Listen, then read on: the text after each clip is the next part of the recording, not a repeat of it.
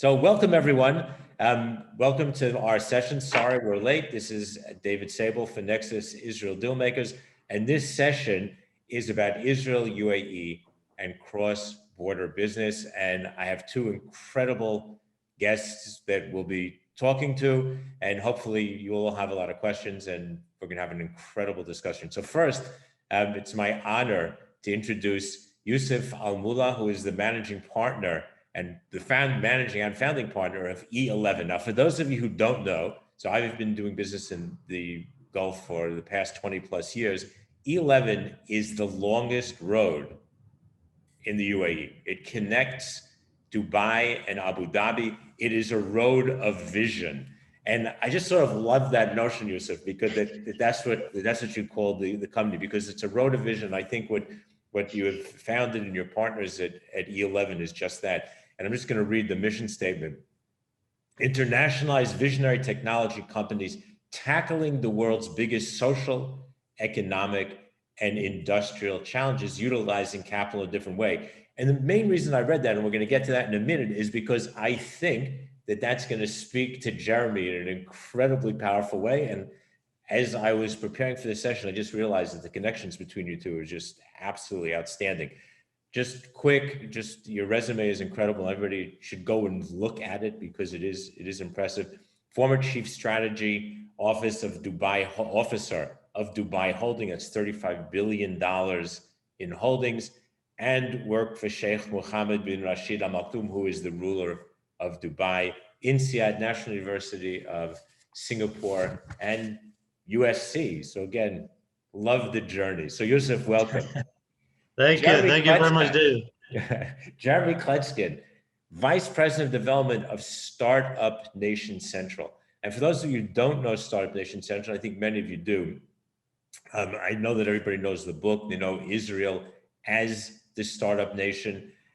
But Startup Nation Central is a unique NGO that promotes Israel's high-tech infrastructure in many unique and innovative ways, including connecting multinationals to problem-solving tech, but also, and maybe in this case even more interesting, working with governments around the world to help recreate that same ethos and infrastructure that has been so successful in Israel, but to help them create it for their own countries. And so again, when I see the combination here, it's really amazing. Jeremie is an entrepreneur. He has expertise in consumer electronics, software, and of course, 3D imaging. That just also goes together, Jeremie. Has had an incredibly storied career in marketing and business development. And by the way, is a gamer and helped founded the Israel Gaming Association. So there you go. What could be better than that? So let's get started. And maybe let's start with Yousuf, because I think that the question on your side is even more poignant. So the world has seen many bilateral agreements. There are more bilateral agreements than we can count. Some are real, some aren't, some are just on paper. And I think when we look at the region and we think about all the issues in the region, the notion of a bilateral agreement between Israel and the UAE is not just interesting, it is potentially game-changing. And not to get political, but I've spent a lot of time with Yousuf Al-Taiba, who is UAE's ambassador to Washington and a close friend. Yousuf at the anniversary of UAE of Dubai was incredible, and he said, "This is not about peace. This is not some ephemeral issue. This is so that in 20 years, my son just does business in the region." And Israel, UAE, and everyone just does business together. So that's what this is about. So what's your view? How do you frame this agreement? Thanks a lot, David. I think that was, thank you for the intro. I think I like to be more humble. I mean, I'll jump straight to the topic and your question. And I think, I mean, first of all, I want to kind of go from a macro level and look at both kind of economies as UAE and Israel. I think, as everybody know and everybody sees, that UAE and Israel as the kind of the most advanced economies here in the MENA. And having the two countries kind of work together and have that bilateral agreement, I think it just adds to the value of just doing business on a, let's say, on a global sphere. I mean, if you look at I always like, okay, about myself just a little bit quickly. I mean, I lived in LA, I've been in Europe a lot, spent some time in France when I studied at INSEAD, and I lived in Singapore when I was at Lee Kuan Yew School, public policy. So I'm born and raised in Dubai, and and do work in between Dubai and Abu Dhabi. So I mean, if you look at the globe from that perspective, and if you connect the let's say the economic centers around the world, you see it's like, I don't know whether it's by coincidence or God's creation, is that all of them are kind of almost either 7 hours or 6 hours flight between each other. You take Singapore, Dubai, UAE, UK, and London, and then UK, London, or New York, or Los Angeles, let's put it this way, from that perspective. And all of them have kind of a unique position in their ecosystem and their, let's say, in the region.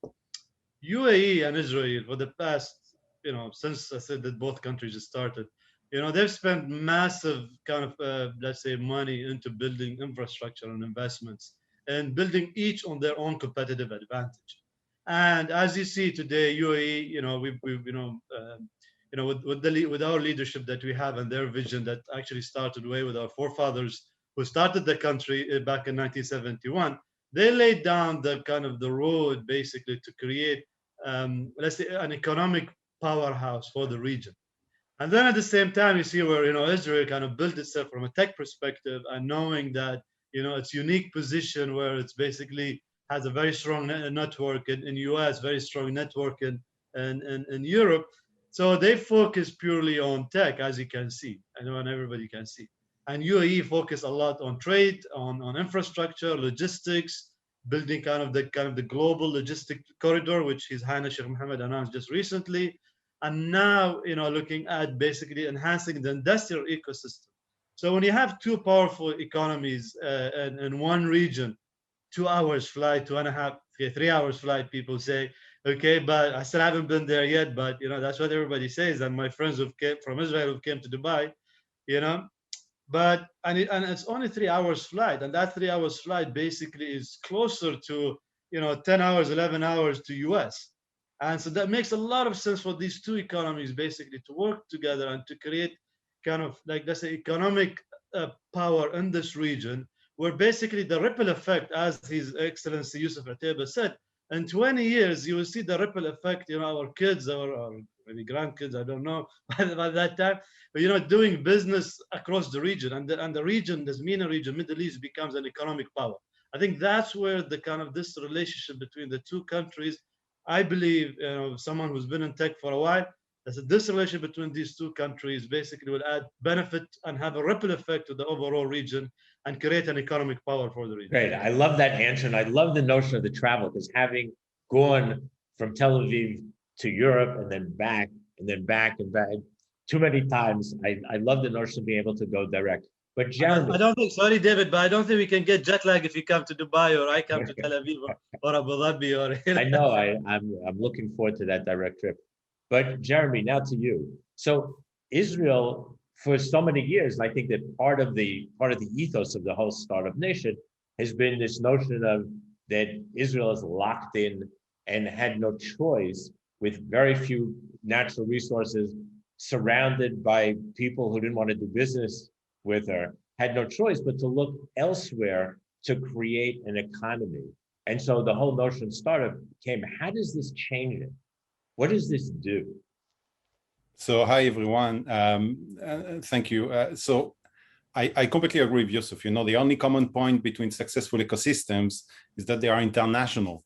Actually, the ones that are successful, they are not competing against others, but they are complementary. And I think that Israel found how to complete the Silicon Valley. The Silicon Valley is all over the place in Israel. And whoever is trying to copy the Silicon Valley will always be second or even further down the list. So I do believe that you collaborate with people resembling you means it leads to small.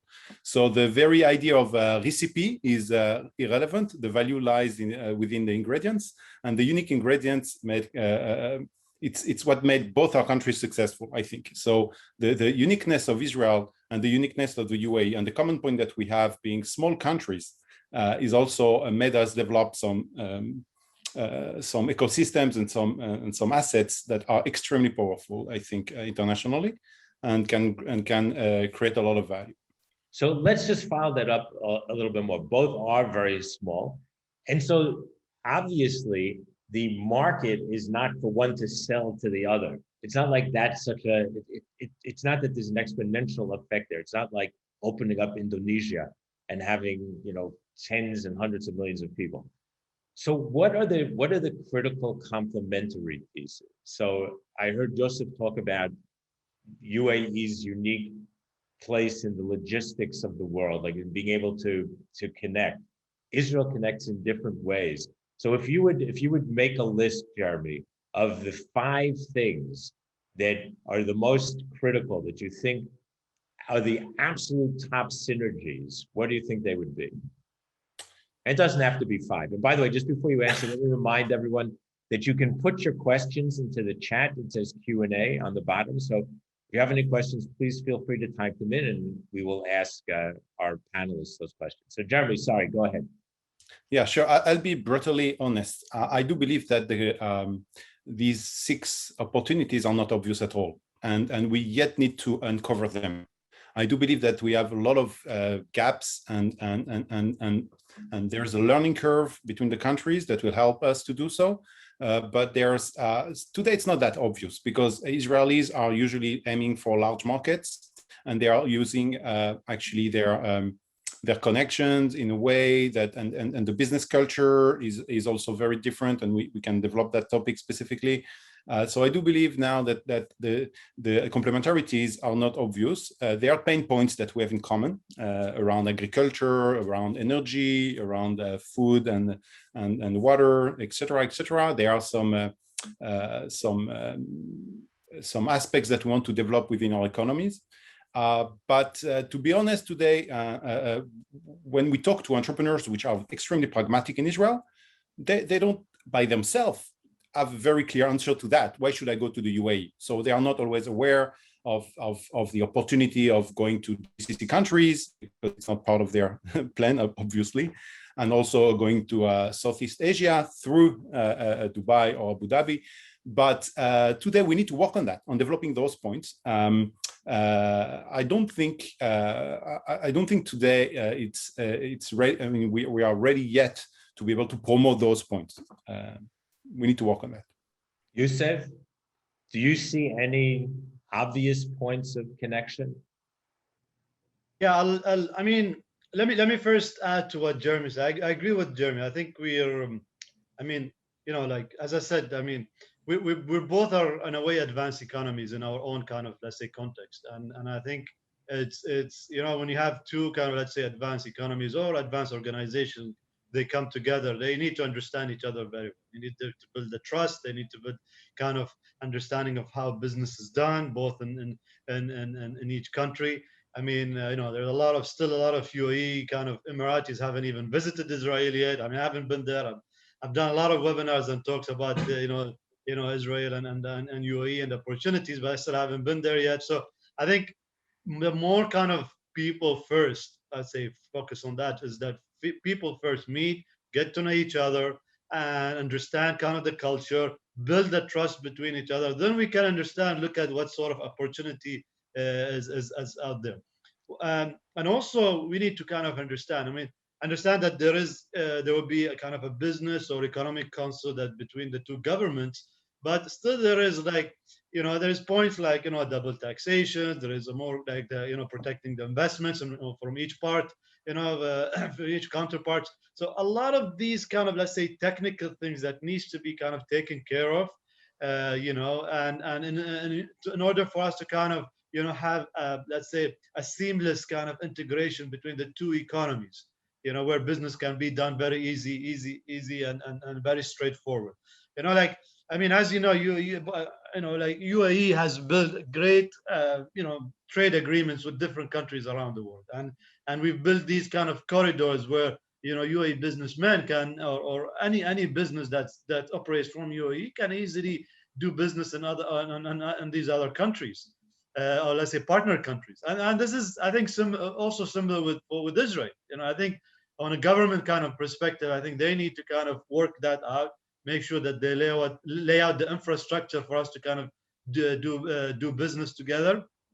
And an important point here is that, yeah, UAE, although there's a lot of private businesses, and as you know, it's a very multicultural organization, or a city, or community, there are also a lot of, let's say, our government is an advanced government. It's a very, very advanced government. So there's the way I see it is that the private sector, the tech industry is advanced in Israel, and we have a government which is very advanced from using technology and always thinking about the future. I'm sure you guys seen the Museum of the Future and the Future Foundation that's based out of Dubai, or on the federal level, if you see the kind of different new kind of future initiative that's coming, or they're launching.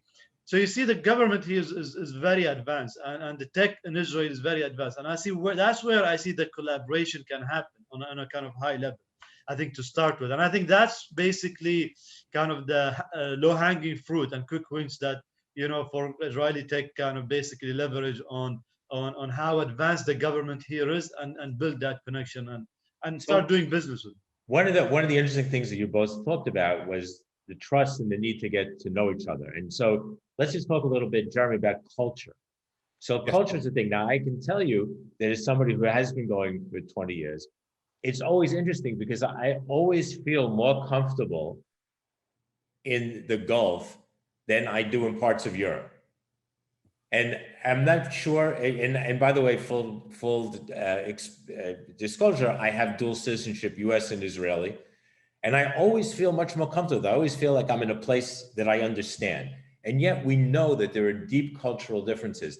Now, part of that's already being dealt with, because what was the number? 50,000 Israeli tourists, like literally within a week of the Abraham Accords being signed, rushed, including many friends of mine, to visit the UAE, and had an incredible time, by the way, and were very beautifully welcomed. And there are even kosher restaurants today, which is almost absurd to think about 5 years ago, never mind 20 years ago. And so congratulations to everybody in the UAE for just facilitating that. But Jeremie, let's talk about culture. What do you see? And there's culture and there's business culture.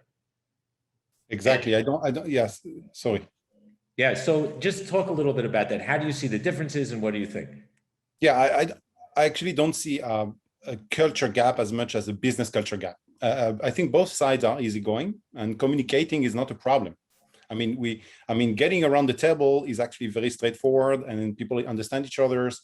And I think, however, that and we see it.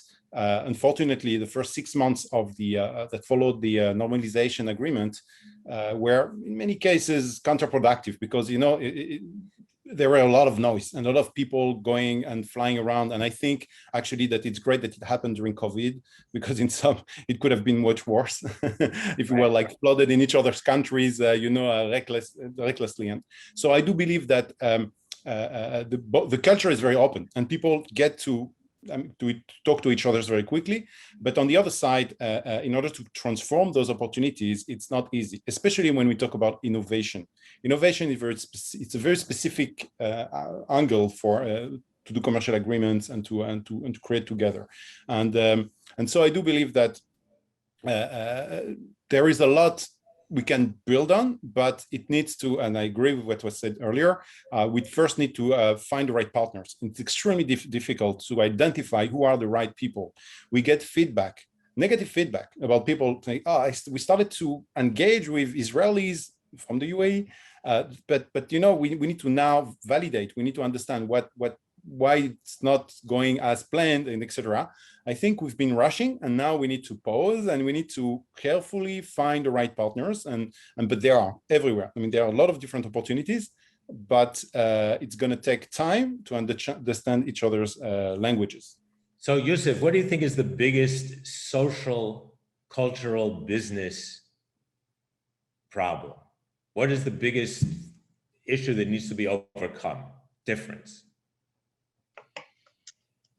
David, I don't think there is a big, I say from a social and cultural perspective, I don't think there is a big gap between the two countries. And I'm saying that based on my, I have friends who, I went to school with them from Israel. And we've actually, when I was at school, we connected very easily.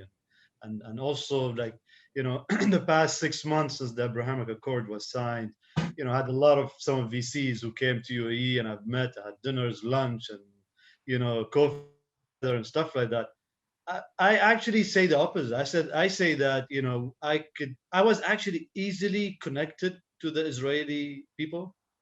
I don't know, for some reason, I feel, I'll be very frank and honest.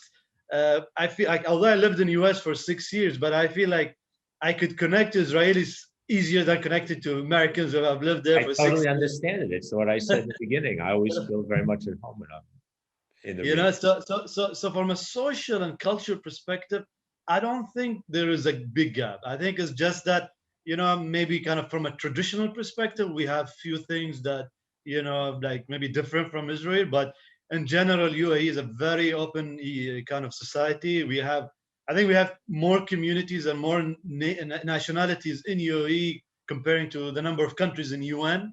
You know, so for us to adopt a new, let's say, culture or let's say country or whatever, you know, for us it's very easy. I mean, for me, I grew up with, I always say, if you're from Dubai and you don't speak English, Arabic, and Urdu, you're not from Dubai. You know, so that's what the culture here is. So that reflects to our business side. I mean, UAE's been a trading hub since hundreds of years already, you know, and I remember sitting with some of the old business people here, and they were telling me that, you know, they were like, I mean, one of them is like 85 years old now, and he's telling me that, you know, when he was 10, 11, there were traders from China and India who would come to Dubai tiny port and bring sugar and rice, and he would take it and sell it to the market, in the market. So our our let's say ecosystem is used to doing business with different communities. So we don't, even from a business perspective, we adapt. But there's one important point I need to emphasize on, as actually Jeremy said, is that we need to understand what each counterpart requirement is, you know, in order for us to kind of address each other kind of needs, I would say. You know, innovation is a big word. Everybody talks about innovation, you know, from a government perspective, from a private sector perspective. But my innovation kind of, let's say, need is different than your innovation. So I think the understanding of, once we understand each other from that perspective, and you know, as again, I emphasize what Yousuf, His Excellency Yousuf Ateba said, you know, down the road, 20 years, you know, thinking of it 20 years, this is a long-term relationship, you know, that we're looking at. It's a forever long-term relationship that we look at. So I think slowly, you know, once we kind of get to know more each other and stuff like that, I think this, we will wear the same innovation hat one day, and I think it's soon. Good, I love it. So, Jeremy, Startup Nation Central is also very involved in the social impact of innovation and technology in the country itself, in Israel. Mm-hmm. Part of it is training underrepresented populations, very important in engineering and in software development, etc. And the impact of the technology on the country is something that people think a lot about, not just the export. And I know, Yousuf, that in the UAE, the notion of social impact in general is a very big issue. For the Sheikh, I was very involved in the Special Olympics a number of years ago when we held in the International Games in Abu Dhabi, and I had the opportunity to march into the stadium with the Israeli team, by the way, which was one of the most incredible moments of my life. But what impressed me was the notion of why this was important to the UAE because of its social impact. So I throw this out to both of you, and Jeremy, we can start with you. Somebody, Galen Eisen, asked a question about water being a very important asset and not an always readily accessible asset in the Mideast in general. Is that an area for social development of the region? Is that an area where there might be some collaboration between Israel and the UAE? Is that something to think about? Or if it's not exactly what, but is that this whole notion of social collaboration around technology innovation to make people's lives better in the region and the country something that comes to your mind as you think about this? Yes, and what you just said, David, connects directly with what Yousuf said. By taking a specific angle and identifying pain points and seeing each other's actually capabilities, that this is how we will identify opportunities for low-hanging fruits. And water, agriculture, etc. Of course, Israel solved this problem. Today, Israel is no more fighting the same problems with water, with desalinizations and when purification. Israel is today more autonomous, but both countries shape their own tools to engage with innovation. And today, if you take these tools and they are actually not the same and not compatible yet, as I said earlier, and to come back to the two perspectives that you mentioned, Yousuf, of the government on one side and the private sectors, specifically investment on the other side. The two countries operate very differently. So the counterparts are not the same. And when you're governments, you may expect to have governments on the other side. But in Israel, there is very little regulation in high tech. and the counterparts are not always, the government is not always involved. And so in order to promote those, I would say, country level challenges, which are social impact, or I would say all of those, those challenges to survive. This is what we're going through with Israel and the UAE to develop those sectors. We need to identify the right tools to engage. And today, the tools we have on both sides need to be adapted. I don't think today we see that. We are recording investments made in Israel. Of course, we passed the $2 billion just this month in March. And we have every month since the normalization agreement, we've been tracking only 3 investments from the UAE coming to Israel, because again, looking for the right opportunity is a problem. It's an issue. There are many. There are 220 plus VCs in Israel. And in order to access those opportunities, you need to brand yourself as being like having pain points. You can't just come saying, I'm money.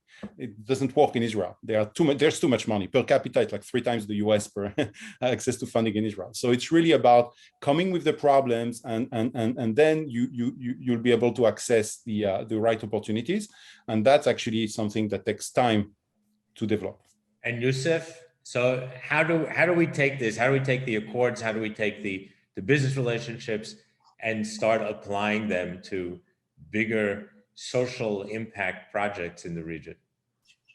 Yeah, I mean, as everybody knows, I mean, UAE is one of the pioneer countries in basically humanitarian aids, and has been supporting different countries in the region, in MENA, whether it's Arab countries or Africa or in general, kind of on a global perspective.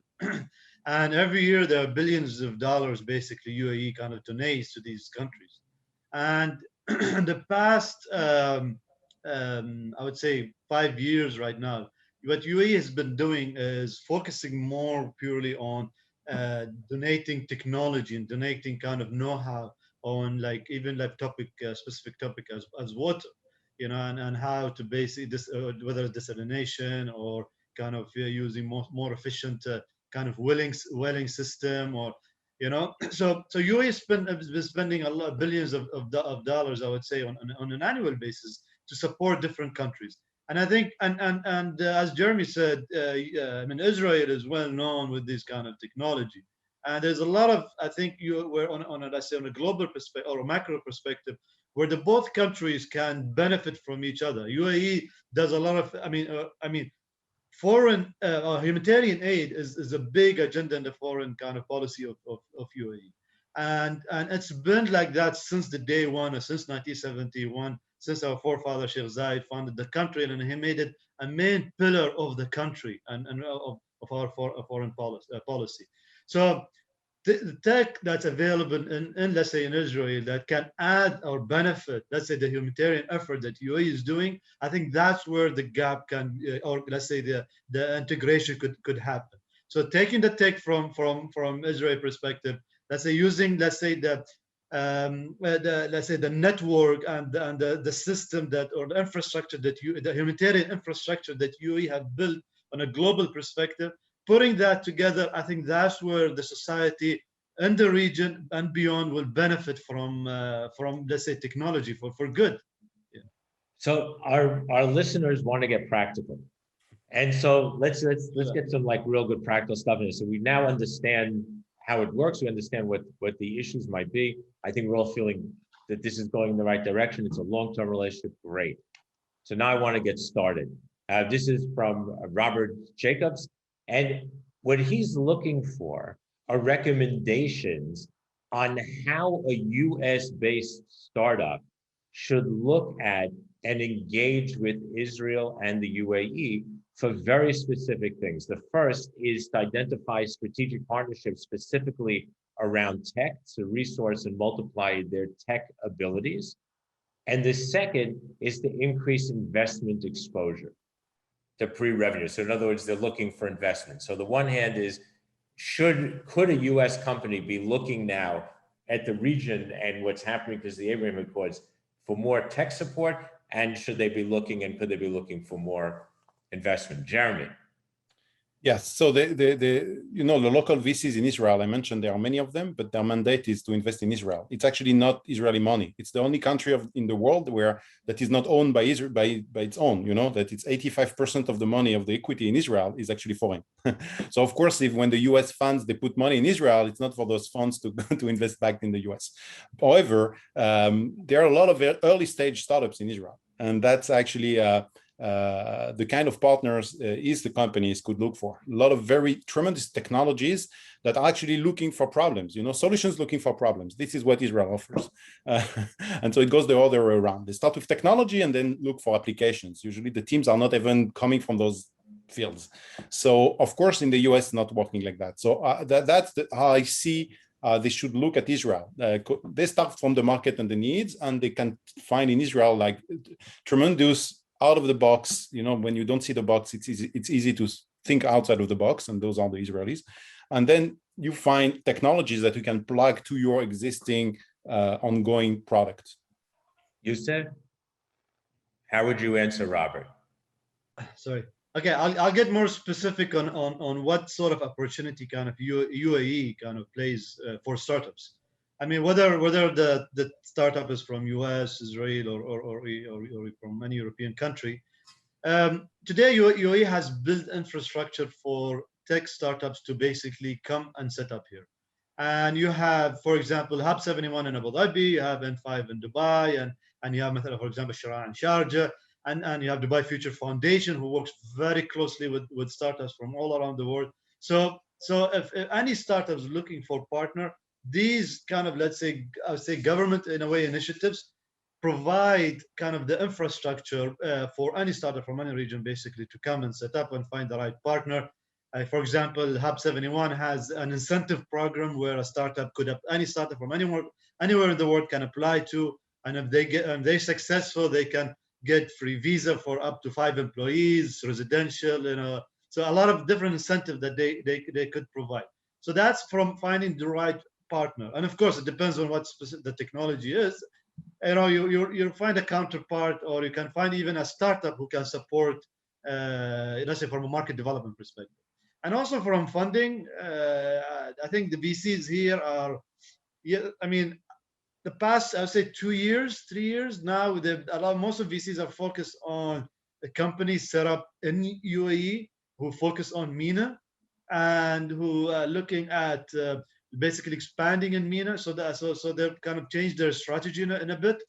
However, there's still like some family offices look at investments in US and other regions basically. So the opportunity is there. It's just that, Robert, if his name is, if I remember, just need to kind of look into kind of the different incentives that you. So let me just remind all listeners that you can please put your questions into the Q&A chat, and I'll do my best to bring them all forward. Here's another interesting question from Dave. So let's talk about outsourcing. So outsourcing in tech is obviously a big issue. We know for big multinationals, outsourcing is often incredibly important. strategic issue and a strategic initiative. We know that there's a lot of outsourcing in different parts of the world. And Yousuf, to your point, when you're not just in the same time zone, everybody's sort of like an hour away from each other. Outsourcing opportunities are critical. We know that on the Startup Nation side, the Startup Nation Central side, they're training multiple generations or multiple groups of people, particularly in the underrepresented in minorities, to make sure that they can, whether it's the Arab population in Israel or the very ultra-Orthodox population in Israel, to learn to code and be able to do these things. And we've seen an incredible rise in their salaries. We know that in Palestine, there are outsourcing opportunities that are growing in importance. I participated in a session last week that was really outstanding. And I imagine the rest of the region, we probably could also make that work as well and use that as an initiative and create an outsourcing business that was much more central. Do you see that? Do you see that as again, in our long-term vision? Is that something we should be thinking about? Jeremie? Yeah, in Israel, in a previous report that we published around human capital, we found out that 25% of Israeli companies, tech companies, are outsourcing outside of Israel.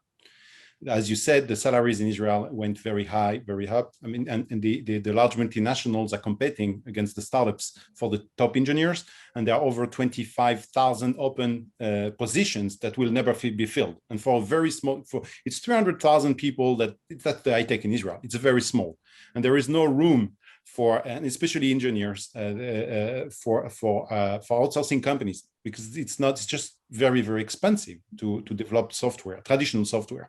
People want to develop quite unique or very high-level, high-end technologies in Israel, and separate the R and the D. Do the R in Israel and the D in the Eastern Europe or in India or anywhere where it's cheaper still today to develop software. So as you said, the number one focus of Israel today is to bring more people, to pour more populations into the high tech, to reinforce and keep on growing, because this is the number one limitation, to keep on growing the startup nation.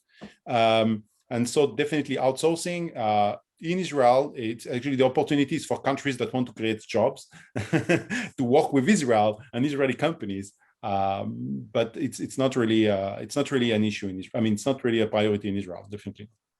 Yousuf, what's our vision here? What should our vision be? I mean, UAE have established, the let's say the laws and let's say the regulatory kind of frameworks in order to attract talent, and they've been doing that for the past, I think, 20, 30 years now. And so as a country, so I mean, recently, I mean, His Highness the Vice President, Prime Minister announced the remote working visa. So basically now you could be working in any company, anywhere on this world, anywhere on this planet, and get a remote working visa, resident visa, 3 years resident visa in UAE. But you could be working for any company that could be based on Mars. It doesn't matter. So UAE just launched this, this visa just a couple of days ago. His Highness announced this, this new visa policy. So for us, building an ecosystem to attract talent, we've been, I think, very good with that. And over the past, as I said, few years now, a lot of top talent in the MENA region come to UAE and make UAE as a home for them, because we have security, we have safe to to do business, so it's safe to go out and enjoy, and I've created kind of a lifestyle for people to basically enjoy and at the same time work hard and do their business. So we've created the infrastructure to attract talent and to basically, but however, I mean, still, I would say, for when it comes to tech, as Jeremie said, you do the research here and development somewhere else. I think that's even applicable to us still. I think it's still, you can do a lot of research here. You can do a little bit development here, but I'll be very frank and honest. I mean, as a business person, you always want to kind of minimize your cost as much as possible. Of And you course. would yeah. So you would always try to find talent in different parts of the world where you can enhance. You'll be more efficient So I'm just going to throw that out to both of you, that that's my challenge for the next few years, because I think that that's something that would, without a doubt, change the region and the makeup of the region, the way the region comes together. So we'll just put that on the side and hope that we go someplace with that. Which actually, Yousuf, when you said you could be on Mars and you said they launched and you said the visa, I thought actually you were going to say you launched the Mars probe, which was really amazing. So I'm talking to two countries. One had the probe that went to the moon, crashed, sorry, but it still got there. And then of course there's the UAE incredible launch to Mars, which I was privileged to be invited to watch the launch on Zoom, which was an incredible experience. It was really incredibly informative and beautiful. But the reason I bring that up is because, as I've learned, there's a message in everything. And part of the message that was very clear were the women engineers and the notion of diversity, inclusion, equity. Now, we know that the region in general, and I'm speaking in its greatest totality, including both of you, is not always known as the leading edge light of the world for diversity and inclusion. And so, and yet in high tech, there are many women in both UAE and in Israel who have big jobs and who have done great entrepreneurial work. I saw, I know many Israeli entrepreneurial women who are very successful. And I've seen and met in the UAE similar, and I watched the Mars launch and I saw these incredible women engineers. What's the vision for how do these accords help? What's the vision for increasing that kind of diversity? Jeremie, you want to take that first? Yes, of course. We have this, as I said, it is the number one challenge in Israel. If you take a top university in Israel, the Technion, a third of graduate students are actually Israeli Arabs. But very little amount of them make it to the high tech because of culture gaps as well. A lot of them, they become, teachers, and they keep, going toward different jobs that are they're very interesting, but still not enough are going into the high tech. And the reasons, we are actually digging into those reasons and are opening different platforms to ease that. And there are pools of populations, of course, women, and you mentioned Orthodox Jews, Israeli Arabs, 45 plus people. Unfortunately, they are not always part of this community, and we want to keep on growing, adding new immigrants as well. And Yousuf also mentioned people pouring from overseas to our countries to reinforce our ecosystems, and diversity is strength. And definitely it's a priority not only for Startup Nation Central, but also for the Israeli government. And it's and more than the priority, this is a condition for the Startup Nations to keep on rising. Yousuf? Yeah, I mean, UAE as a society has been very inclusive, and I think if you look in the past, today, I mean, let's say today, we have 9 ministers in the sits in the cabinet, so women who are women. So for us, having kind of, let's say, women as kind of leaders and women, let's say, tech as a tech talent. And then in addition, if you look, for example, I don't know if you guys know Strata. Strata is one of the Mubadala companies who basically develops or manufactures aerospace spare parts or parts.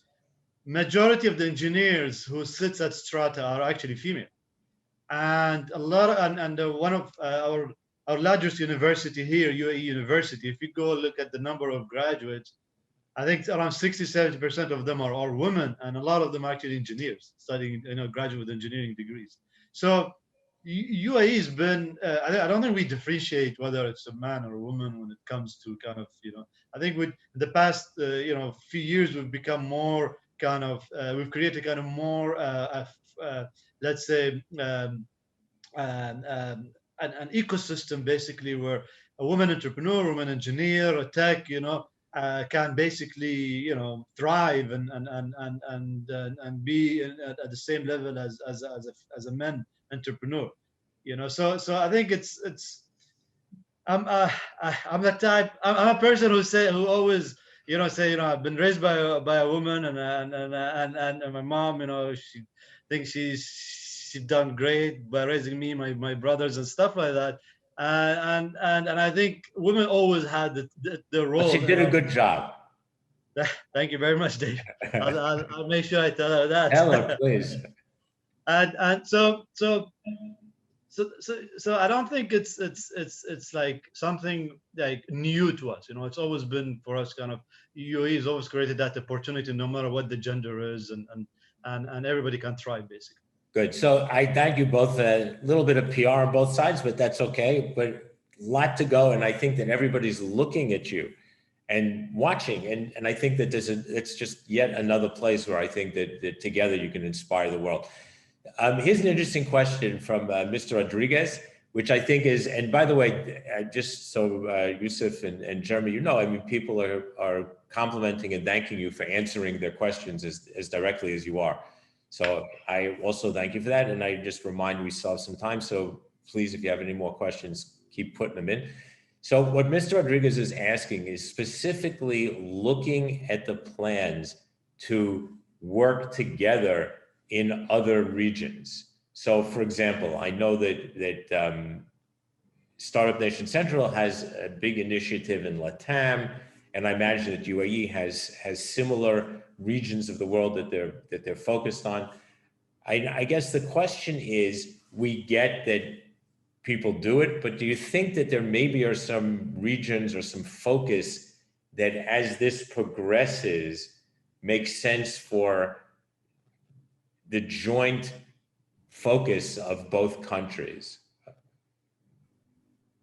Who wants to take that? Yousuf. Yeah, sure. I'll answer that. I think, I mean, as I said, when we discuss the whole humanitarian kind of aid and kind of support that UAE kind of gives or kind of donates to other countries, and I think there's some regions where we have strong kind of relationship with, whether it's from a developing countries perspective. I think some African countries, and you look at some Southeast Asia, where we have very strong kind of relationship. For example, Indonesia, Malaysia, kind of these countries. And I think that's where UAE and Israel kind of basically kind of collaborate, and kind of share knowledge across.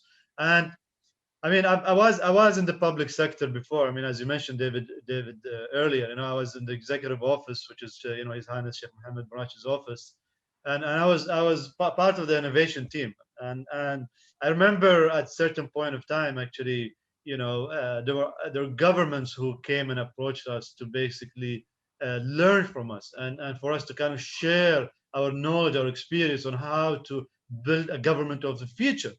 And there's, I mean, as I said, from a government perspective, there's a lot of know-how that UAE has and built over the years, where we could work, with Israel from that perspective and take the competitive advantage Israel has and kind of combine that together, and then go and let's say maybe create a vehicle that supports developing countries or other nation who requires the know-how from both sides. I think that's where I think, just to emphasize on Rodriguez's, question, I think that's a great question. And I envision basically that both countries, or not even on a political perspective, it could be on a private sector or non-for-profit organization, where basically we work together, create a vehicle where that vehicle takes the know-how from both countries and goes out and basically share that know-how and experience with let's say the countries that need it most. Jeremie? Yes. So yeah, self-promotion. We at Startup Nation Central believe everything starts with knowledge. You have to know yourself, and that's actually, it's Socrates. You need to know yourself, and then you can base your strategy on something that is concrete and know the cards you have in your hands. And so we've been mapping our own ecosystem in Israel, and we've been extremely good at that. We have this database of 6,500 startups plus, and all the players of the ecosystem, and many ecosystems around the world understood that this is the right way to go. And so we've been partnering with many countries around the world. We've been launching Taiwan recently with the government. We're working with New Zealand, with Thailand, and some Latin American countries with the Inter-American Development Bank, IDB there. Of course, many different countries are covered, and Africa. And we do believe, and some states in US actually, we are launched in Michigan, in Texas, so we are all over the world. And we do believe that by actually defining innovation better, making sure the government objectives of creating jobs / pouring service companies, that dilution of what is really creating value at scale with all kind of other initiatives is extremely important to separate those, to really highlight the value. And by creating bridges between those ecosystems and defining together the same way of what is creating value at scale, we can actually collaborate more and do and benefit. So definitely, David, this is something that is for us long-term strategy, one country at a time. But we do believe that having the same language starts by defining what is innovation. So let's just, we have time for another couple of short questions. Competition. So if you look around the world, there's tremendous competition for both of you, right? So Singapore, Switzerland, obviously Silicon Valley, Texas, since COVID, as we know, is risen up, and Mr. Musk has turned that into a new center. And yet, when the coming together, the Abraham Accords creates a new center and a new powerful center. So it's no longer just either one of you being competitive. It's now there's a regional possibility for competition. How do you view that? How powerful do you think that would be? And how does that change the global competitive landscape? Yousuf. David, as I said in I think my opening talk is that, both countries coming together will basically create an economic regional power. And I think that's where, I'm sure our leadership, in both countries saw that, coming, and saw the vision, saw that, these two economies working very close together, creating that economic power, have a ripple effect across MENA, and support, let's say, the ecosystem. And of course, future is all about technology. So support the tech ecosystem across the region. That's where both countries can basically literally work together and achieve that. Achieve an economic power, competes with, I think, any region. I mean, if you look, UAE on its own, has its own kind of, let's say, again, I'll emphasize on that, infrastructure and logistics system on a global perspective, where basically with the tech and let's say the technology and know-how that's in Israel, combining that together, I think that's where the whole kind of economic power will be created in the region. Jeremie? Well, as I said as well, ingredients are what matters. And I do believe that the ingredients we have in Israel or in each country are different, and we should cultivate our differences and not trying to copy each other's. And so that's why when I go to Singapore or to Berlin or to Shanghai or to Boston, places Barcelona, where you see a lot of innovations, then the DNA is different. And there are actually so much opportunities to collaborate.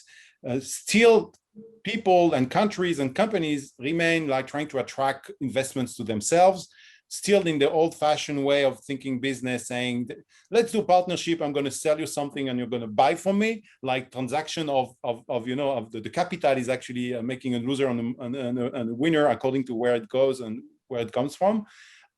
This is past. Innovation has a totally different algorithm. And this is why I do believe that if you find the right code of our complementarity with UAE, we can create a force multiplier that doesn't exist on the planet, because these DNAs do not exist. And by combining them with so much differences, but also so much complementarities, we can definitely create a hub. And we are big believers in that. Right. And my bet is that in 5 years, this is a new regional power that no one had expected. And I certainly pray for it myself, because I think it'll be an incredible game changer for everyone. And by the way, I've stayed away, and I apologize to everyone who asked these questions. I stayed away from the specific political questions because I just find them obvious. There will be political pressures here.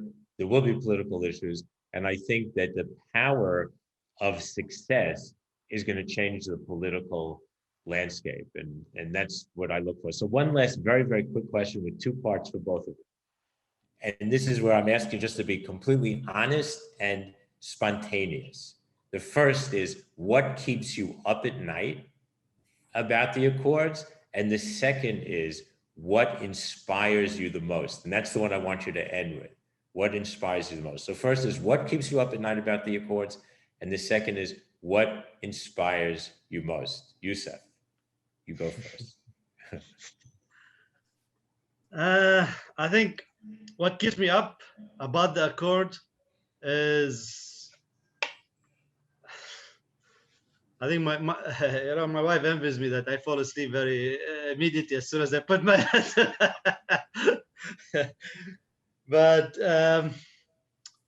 I think it's a very tough question because I'm a very kind of positive person, and I try to see from the positive side. But I think it's just that, you know, I've had, I would say, let's say, some bad experience so far with the whole kind of discussion with some Israeli counterparts. I don't want to mention specific which group or it was, but yes, I did have some kind of, let's say, unpleasant experience, you know, that happened to me during the last 6 months. And I hope, let's say, whoever that person is, you know, kind of open their eyes bigger, think of the future, think of kind of, you know, long term for the overall region. So yes, I had some that bad you know, kind of experience, I would say, and I hope that person who had that experience with open their eyes and think of long term. And hopefully they're listening and are ashamed.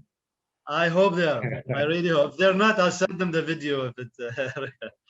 What inspires me is that I get so excited when so far, like every time I sit with my counter, let's say part from Israel in the VC world or tech world, I get very excited. I get very inspired. I think because we are on the same, like, let's say, wavelength, and it's basically the way. And I say, I'll say that loud because I've been saying it a lot. I get inspired by how Israelis do business. Let's put it this way, because it's very kind of unique, and it's very close to how I like to do business. Straightforward, straight to the point. You know, that's what actually I like. It inspires me a lot. Good. Jeremie, what keeps you up? And hopefully it's not the same person that's keeping Yousuf up. If it is, we're putting out a contract on that guy. I'm just saying. I think, you know, I'm both extremely excited, but I see a big challenge. And I don't know how we will manage to do that, how to explain and how to show the specificity of Israel, the perception of failure. What is risk and what is failure in Israel is extremely unique.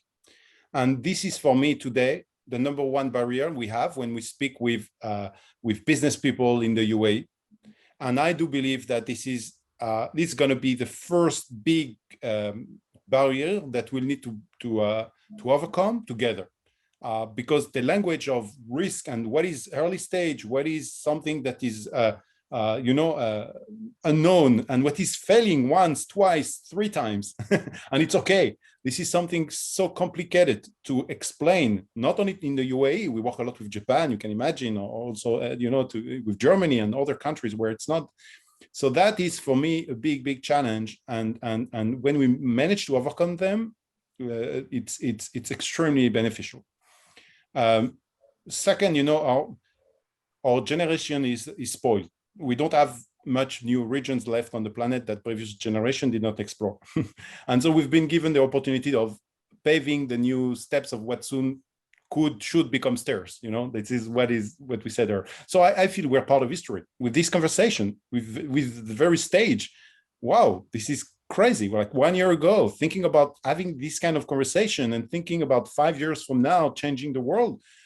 I am blessed. I feel blessed being part of this adventure, and meeting new people, and this. So this is just tremendous. So that's definitely should should be my answer to your second question. So, gentlemen, we actually went over time, but I just want to thank you, and I hope that all of our listeners were as inspired as I was, inspired by the Accords, inspired by the hard work that's being done in the region to make this real, and inspired by the two of you, by Jeremie and Yousuf, two incredible people. And just, I'm so honored to have had this opportunity to chat with you and to listen to you. And I thank you for being so forthright and straight up in your answers. And again, for inspiring me. It's a region and countries that are very important to me personally.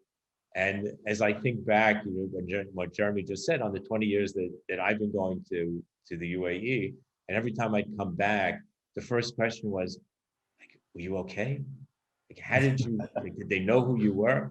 And I said, yeah, they did. And these are my friends and they're wonderful. And the fact that now I can share that and that's being shared with everybody is really, it's a very emotional thing for me. And I just thank you. So on behalf of NEXUS Israel Dealmakers, the session Israel, UAE, and cross-border business, I hope that everyone got as much of it, got as much as out of it as I did.